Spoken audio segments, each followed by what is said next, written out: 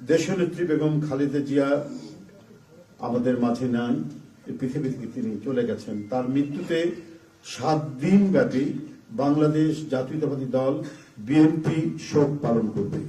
7 দিন ব্যাপী বাংলাদেশ জাতীয়তাবাদী দল শোক পালন করবে। কেন্দ্রীয় কার্যালয় সহ দেশের সকল কার্যালয়, সকল দলীয় কার্যালয়ে 7 দিন ব্যাপী কালো পতাকা উত্তোলন করা হবে।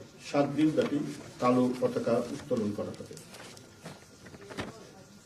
দলের সকল স্তরের নেতাকর্মীরা এই 7 দিন ব্যাপী কালো ব্যাজ ধারণ করবেন।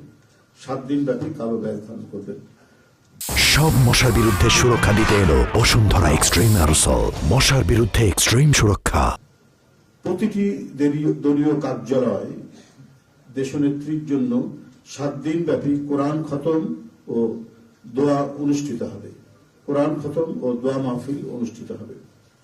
কেন্দ্রীয়ভাবে গুলশান কার্যালয় ও নয়াপল্টনস্থ কেন্দ্রীয় কার্যালয়, কেন্দ্রীয়ভাবে গুলশানস্থ চেয়ারপারসনের কার্যালয় ও নয়াপল্টনস্থ কেন্দ্রীয় কার্যালয়ে এবং জেলা পর্যায়ের দলীয় কার্যালয়ে শোক বহি খোলা হবে।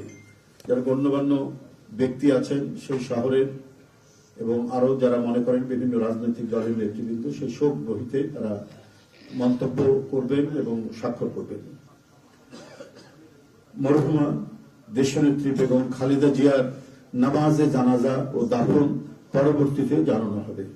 মরহুমা দেশনেত্রী বেগম খালেদা জিয়ার নামাজে জানাজা ও দাফন পরবর্তীতে জানানো হবে। এই ছিল কর্মসূচি। ধন্যবাদ আপনাদের সবাইকে।